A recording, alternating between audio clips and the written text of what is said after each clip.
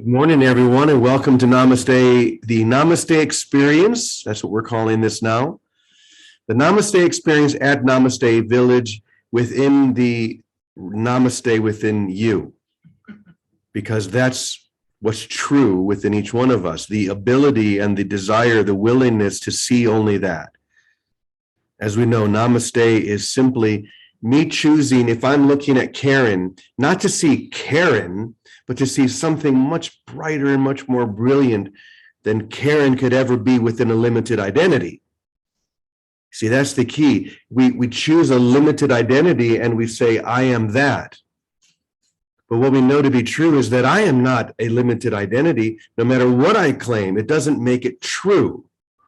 I'm looking at the back of the room today, and I don't know if this is the lesson for today or for tomorrow. I don't know if it's been changed, but the Course in Miracles lesson says, my true identity abides in you. So that's what we're going to be talking about today, is your true identity, who you really are, not who you claim to be. If you were an actor in a play, for example, you may get so into your role that you claim to be King Lear or whoever it may be, but that doesn't make it so. That doesn't change the fact that there is a costume that you're wearing, there's a role that you're playing, and you can be the greatest method actor in the world and get so into that role, so into that character that it seems to be very true for you. You live it as if it's true. You're not acting, you're living. That's the essence of being a method actor. You're not acting. I remember when we were making the movie Redwood Highway, the great Shirley Knight, who was just an amazing actress to work with, because I was the producer and my friend Gary was the director. We were the only ones that had headsets so we could be directly into the microphone of the actors, and no one else could hear that. And in between takes, now and then, Shirley would say, I need a moment. And she would go off to the side and she would start talking to herself. And she didn't think anybody could hear, but I could hear. And what she would say is, stop acting, Shirley. Stop acting. That's the key for an actor in a movie, is to not act, to be. Now, if you're on stage, it's different. Acting is required. But in a movie, you're supposed to just inhabit. You're just to be the character and let it emerge. And so her telling herself not to act was saying, enter in. Don't keep that separation. Let go of the identity that you've claimed until now and be this. Excuse me. And so the Christ is calling us to do the same thing. The Christ is calling us to inhabit that. The Christ consciousness, the I am consciousness, to be the identity that was claimed for us by God, as opposed to the identity that we have claimed, that is that seems to be separate from God and everything else. That's the point. It seems to be, but it's not. And I can play act that out all I want. I can try and make that identity strong. And we do. We build up these separate split identities and we make them seem so real, but that doesn't make them so. We're here to claim the identity that was chosen for us by God, not by my own limited self. So that's why that lesson, my true identity abides in you. Who is you? Within the all, within the divine, we can't define that because it's bigger than anything we could possibly conceptualize in our minds. It's holier than anything we could ever possibly understand. It's everything.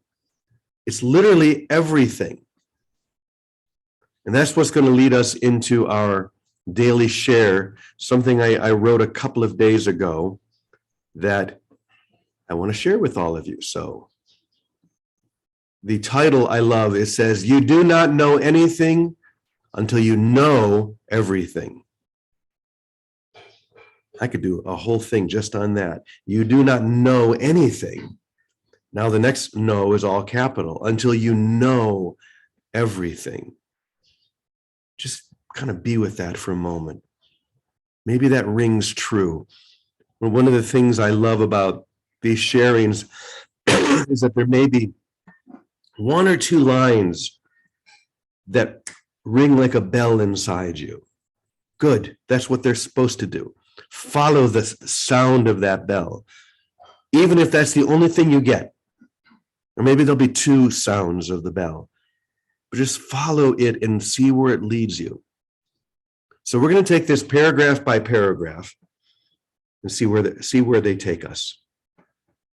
You have been led to believe that you can become conscious of your ultimate identity, ultimate reality rather, while still inhabiting an identity that denies your ultimate reality. Once again, you have been led to believe that you can become conscious of your ultimate reality while still inhabiting an identity that denies your ultimate reality. This is like believing that you can be aware of your physical body while you're asleep and dreaming. And here's the key. This sounds harsh, but it's the truth. To become aware of your true identity, you must first deny the false identity. You must first recognize what you are not in order to see and to know that which you are and have always been and could never stop being. I know this is terrible news. For the ego, it's very terrible news, but it's the truth. Okay, let's look at this a little bit.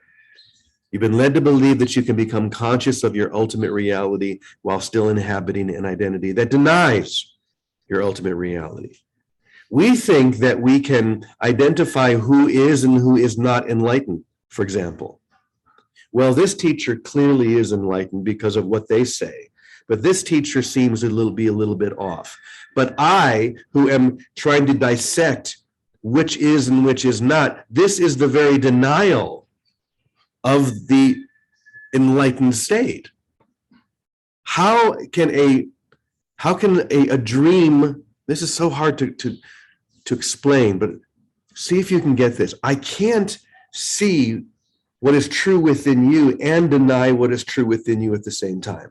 Just as I can't do that to me. I have to let go. I have to deny the false self. What does that mean, to deny the false self? It really means just to claim that wholeness within us. And all it takes is a little willingness. That sounds very big, but you don't have to do it all at once. All you need to do is to have the willingness to do it and then turn it over to the Holy Spirit and let the Holy Spirit do the work for you, through you, as you. Okay? So it doesn't need to be complicated. It's not a big, harsh denial. It's just a simple acceptance of that which, the identity which was given to you by God. Your wholeness, your Christhood, which we're going to hear about a little bit more now. You've been trying to find a way around this, but there is none. The sooner you admit this, the sooner you'll relax into the truth that remains true, regardless of your recognition of that truth. The sooner you admit that the identity you've chosen until now is the very thing. The identity that you've chosen until now is the very thing that keeps you from recognizing the identity chosen for you by God. I don't think it can be any more clear than that. The sooner as you can do that, the sooner you'll open your eyes and see that you never left heaven. Once again, we are here to claim the identity that was chosen for us by God, which cannot change, which cannot be altered, which is whole and complete, regardless of my acceptance of it. It doesn't wait for me to see it or to accept it. It's simply who you are. Now, you can spend another 18,000 lifetimes denying that if you want, but why? When you realize the freedom, the expansion, the wisdom that comes when I do accept that, when I share that, when I give that away, when I see that in others. Because what I've often said is that if you want to know when you're enlightened, it'll be the moment you see everyone else as enlightened, no matter what. When you see only that, regardless of how they're acting, what they're saying, what's going on, when you see only that whole perfect self with a capital S, that's when you know you got it. Okay, next paragraph. When you're preparing to go to sleep, do you worry that you're going to wake up somewhere other than your bed? Of course not. You close your eyes and enter a world where the laws you accepted while awake are replaced by impossible laws. Perhaps you're able to make yourself invisible in your dream, while such a thing is impossible when you're awake. And that seems perfectly reasonable. Or perhaps you're able to flap your wings and fly in your dream, while you would never attempt to do this in your normal reality. The same thing applies when you wake up to your true identity. When you wake up from the dream of separation, you will know that it had no effect on who you've always been. It also had no effect on where you have always been, which is held within the arms of grace. It has no effect on who you've always been or where you've always been. You don't have to worry about where you're going to wake up. You're going to wake up exactly where you went to sleep, in heaven. Does that help to know that? Good. I think it does, because there's a certainty to it. No matter what, I am going to open my eyes where I have always been, enveloped within the arms of grace itself. If we can just have that confidence combined with the willingness to accept that there's something here for me to learn, there's something here for me to accept. If I'm willing just to have that door will open. Okay, one more bit. The body you experience when you're sleeping is not your real body, just as the consciousness you claim while spiritually asleep is not your true consciousness. To experience this, you must deny the split mind that thinks and remember the whole mind that knows. You must deny the split mind that thinks, which is always trying to figure it out. And then you must affirm and remember the whole mind, the wholeness within you that knows. That's the step from faith into certainty, from believing something with your mind to knowing it. You can't explain it, but you know it to be true. This wholeness is who you really are and forever will remain. But you can't know this and deny it at the same time, just as you can't see something and not see it in the same moment. Isn't that interesting? You can't deny your wholeness and know your wholeness at the same time. It's one or the other. You choose.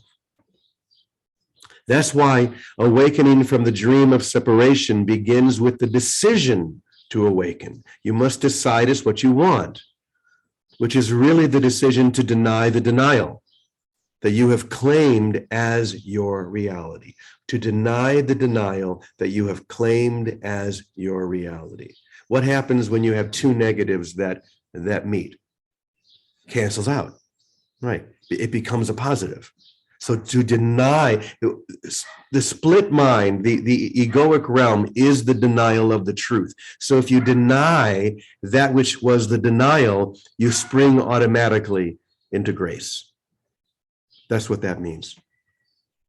Okay, that's why awakening from the dream of separation begins with the decision to awaken, which is really the decision to deny the denial that you have claimed as your reality. You have to make a resolute and unwavering decision that the world you see has never given you what you really want. And then remember that there is a world where everything you want is instantly provided. Once again, this is not a world you can see until you decide to deny that which can never be seen. Ooh, that's a good one.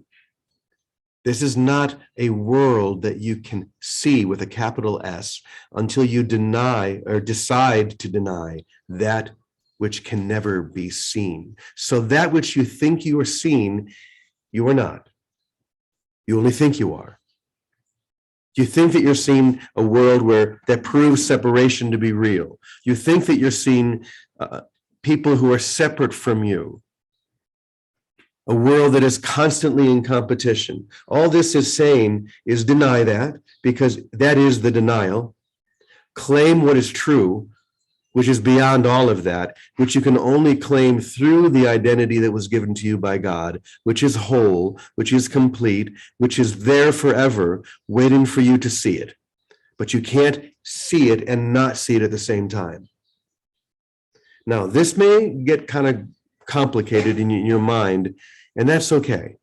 Just be willing. Maybe once again, maybe one little line rang true. Follow the sound of that bell. Let it see where it takes. Did you have a question, Karen? Well, I'm just thinking of the Tao Te Ching when the verse that says, when your sickness becomes sick, your sickness will disappear. Wow, Karen is saying, she's quoting a line from the Tao Te Ching that says, say it again. When your sickness becomes sick. When your sickness becomes sick. Your sickness will disappear. Your sickness will disappear. Wow, that's interesting. We should quote the Tao Te Ching more often. By the way, Karen wrote an amazing book called The Tao of Influence, right? And I wrote the introduction for it. So if you want more information on the Tao and how that can open up this, just like that line, all these lines are meant to do is to crack you open, right? Just so that enough light can come in to show you what's really going on. It's kind of like you've been in a dark room. And in that dark room, it's completely pitch dark. There's furniture and there are things on the wall, but you can't see it. So you stumble into it and you feel something that you think must be a monster, or you knock over something that must be something else that you create in your imagination. But suddenly your willingness allows that door to crack open the tiniest amount. And that tiny amount is enough to let the light in, just enough for you to see that it was a couch, not a monster. You can begin to see now. That's what the willingness does. It cracks open that door so you can begin to see that there's nothing for you to be afraid of. So that was a lot. I guess I've been gone for a week or so I had to hit you with some heavy stuff. The heavy artillery is what we're having today. But I'm going to turn it over to Vicki and Teddy, and we'll get practical now. Good morning. Good morning. Happy Thanksgiving, Brother James. Yes, and happy Thanksgiving to all of you. Yeah, that's the way to deny the denial. Be grateful for everything, no matter what. But two things really hit me. The first thing, though, I want to do, let's deny the denial. I happened to see that Storm wrote a post that his father just passed a few hours ago. So let's recognize life eternal. Let's take a breath together and celebrate that life is eternal. Bodies come and go, but life is constant. So we thank you, God, for the appearances, whatever they are, because we know now how to see through them all.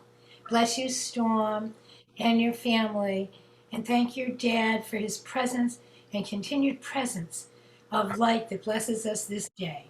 Amen. But this is what occurred to me before I read Storm's thing. When you were reading that post on Deny the Denial, we have opportunities all day long to have like le petit awakenings, little awakenings. And it's no different than what Jesus did. In the Course it says Jesus was a man who saw the face of Christ in all his brothers. When we refuse to look at the appearance of a brother and assess him, that's what judgment does. Oh, he's good, he's bad, he's like me, he's not, he's this, he's that, he's grumpy, he's happy. No, this is the light of the world. Come on in. That's the denial of the denial right there with every brother we look on. And it's constant. We have opportunities all day to do that. And what happens when we look at the truth, and this is what we had done to me during the week, pay attention and recognize the signs of heaven on earth. because they're all around us. They have to be, because they're in our mind and they're showing up. And this is when you were reading this that struck me. It's so simple. And then I have a word from the party division from JC Central. This is what I learned by living in the party division sector for many, many years. And it's another way of deny the denial. You know, sometimes you'll say, oh, I don't want to invite them. They're always complaining. Oh, I hope they don't come. They're always making up some big story. And what I learned in the party division was, come on, everybody, invite everyone and welcome everyone, the grumpy and the sick and the lame and the everything. And when I pay it no mind, neither do they. It all boils down to pass the salt, pass the mashed potatoes. Nobody gets into their story because I energetically don't pay attention to it. In fact, I don't usually see it. Other people tell me, you know, this one was that, and I say, oh, I didn't see that. Because that's the gift of vision that we have. That's the gift of vision that wakens us each day, just little by little perhaps, but what it does awaken in us, and this is the most practical part, happiness. It awakens happiness in us. So I wanted to say that. Then I had this other thought while you were reading. You know, there's nowhere in the Bible where Jesus says to the lame man, you know, pick up your bed and walk, throws mud in someone's eyes and says, here, open your eyes, now you can see. Nobody goes up to him and says, can you tell me what you mean by that? Could we discuss that? Nobody says that to Jesus. They just, oh, thank you. And that's the same thing with us. We're not looking for discussion about the truth of reality, of the light that we are, that we share. We're recognizing it, we're enjoying it, and we're giving it away through our eyes and our hands and our feet. And we don't have to have big discussions about it. We just have to pick up our bed and walk. That's all. Oh, okay, that's what you meant? Pick up your bed. Yeah, pick it up. Okay, pick it up. And here we go. So those are my little moments of awareness and Thanksgiving.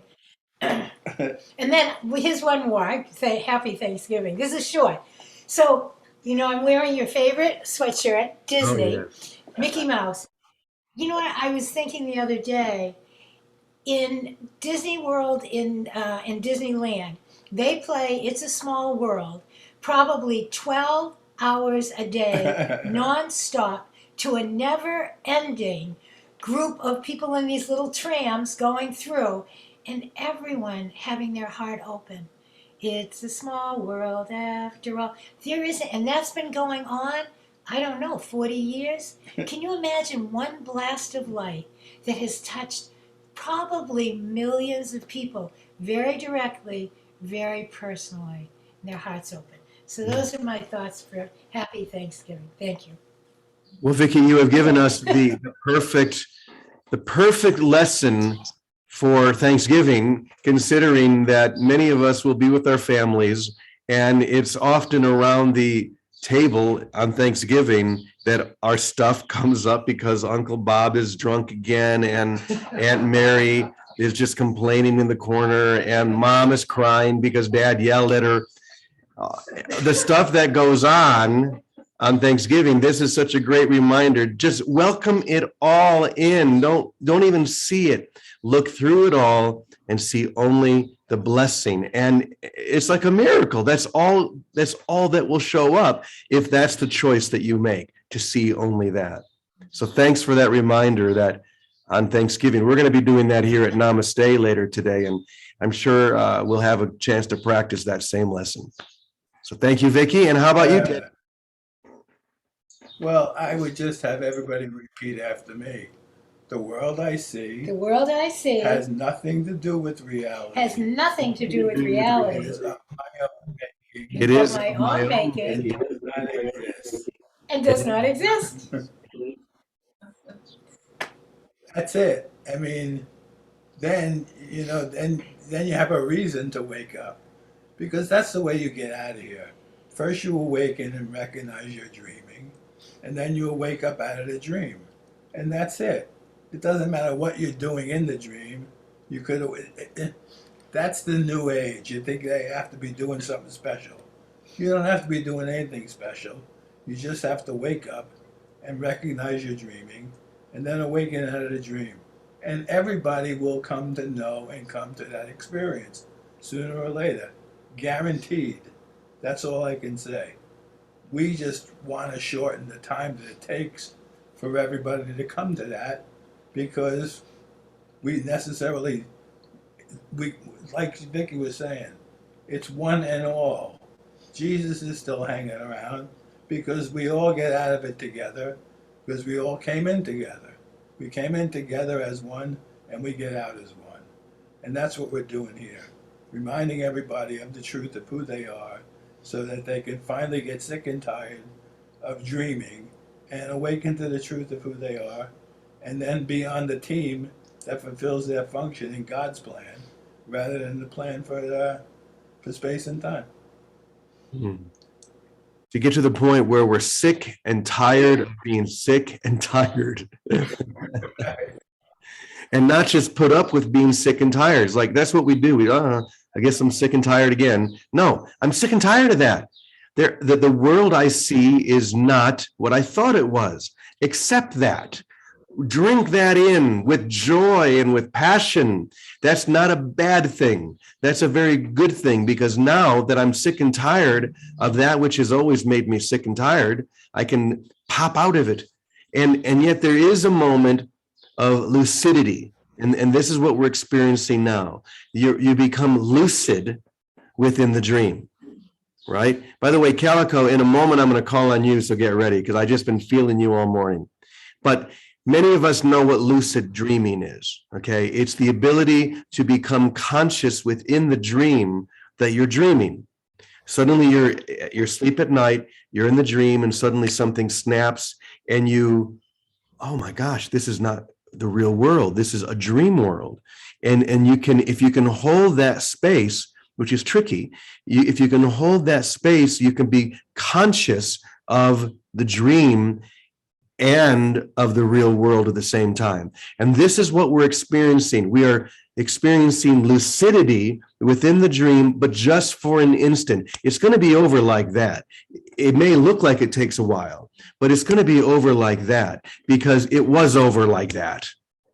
That's all I can tell you. It was already over. I'm just living in the loop of what we call time, of what we call the dream. And the moment I become lucid, which is just the realization that this is the identity that I've chosen outside of wholeness, is not who I really am. The moment I really fully accept and experience that, I become lucid within the dream. And an instant later, I wake up where I have always been, in heaven.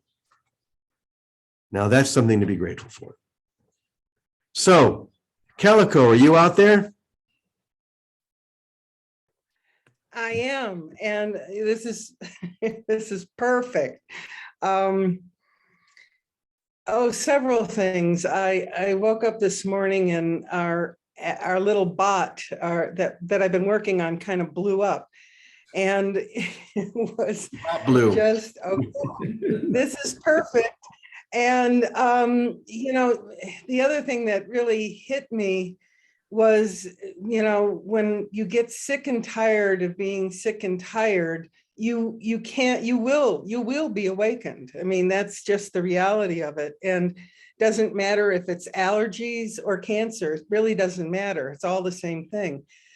And Teddy said something yesterday that I really pondered all day long, and it was so beautiful. It was, when we're born into this dream of death, our only responsibility is to come back to who we really are. And it's, the bot blew up. Okay, it'll get managed. I have cancer, but it'll get managed. It's nothing that's going to bring my day down. It's just little things that I have to manage during the course of the day. And they're no big things. There just are no big things. And the greatest lessons I've learned, though, are the ones that felt the most real. And those were the ones that took me deeper into this whole idea of, I am not home here. This is not home. And I can be very grateful for that today. I'm very grateful for that today. And it's like, okay, so how do I just rearrange my thoughts to just focus on the truth of who I am and what everything is, no matter how it appears. You know, I loved your description of Thanksgiving. It's like, yeah, you know, there's a lot of personalities going on and they're doing whatever they're doing. And it is mine to love them. You know, that whole thing. If you meet someone fearful, love them. And that really is as simple as it gets. And it's one of the most difficult things I've ever done because I was not trained that way. You know, it's like if someone was making me crazy, I ignored them. I avoided them. I did whatever it was to get away from them. And instead, it's like, no, bring it in, you know, take it on. It's your mind. There's no other mind thinking these thoughts except mine. And so I think, again, I am so grateful for these morning sessions because they just help me realign my mind with the truth. And the truth is only love, period. And if I'm thinking anything that isn't loving, it's only mine to correct. There is no one out there that I need to correct. It's my correction. So I thank you. This is a perfect discussion for Thanksgiving. Thank you, Calico.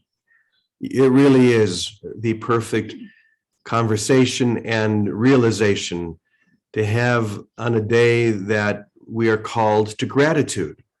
We're called to be grateful for one another. We're called to be grateful for the truth, for the opportunity to be able to join together as we do here almost every day, to share that truth from different angles, different perspectives. That's why we have different people who share. This is not just me. Maybe you're hearing it from me today. Maybe you heard it from Calico. Just hear it. It doesn't matter who you hear it through or from. Just hear it and then let your heart explode with gratitude that this is true. That the identity that was claimed for you by God is the only true identity that you have. And that identity is whole. It's complete. It's healed already. You need do nothing to make it so. You just need to claim that which has always claimed you. And it really is so simple. And if this seems complicated, that's okay. Just be willing.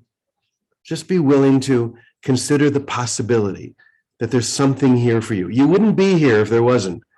You wouldn't be able to be listening to this if you weren't ready. You'd be off somewhere else, trying to make the world work. But it never will. It never will really, it'll work for a moment. You'll seem to be getting what you want, but then just as soon as that happens, it'll be whisked away and you'll be right back to that point of transformation where you realize that beyond this world, there is a world that I want. That longing that you feel is never going to be satisfied by anything in separation. It's only going to be satisfied within the wholeness of the identity that was given to you by God, the whole identity, your Christhood. And this is a day to be grateful for just that. So thank you. Thank you. Thank you. I'm so grateful for all of you.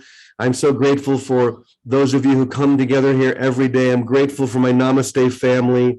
We have a whole bunch of new people here today, which we're so grateful for. We are really expanding, and it's all because of you guys. And by the way, for any of you who did get the email about our little Namaste Angel program, we hope that you'll be part of that. Just go to the emails I've been sending out lately and respond to those. We're having to put new roofs on and all sorts of things that happen after the rainy season that cost a lot of money. So any little thing that you guys can do to help, we'd be very grateful. So have a beautiful day. Happy Thanksgiving to all of you, even you Canadians out there. You guys had yours about a month ago, but today is a day of gratitude. So namaste. Let's do our final prayer. I almost forgot. If you would like to stand up, you're welcome to. And here we go. Oh, let me make it full screen. Okay, here we go. The light of God surrounds us. I am the light of God. The love of God enfolds us. I am the love of God. The power of God protects us. I am the power of God. The presence of God watches over us. I am the presence of God.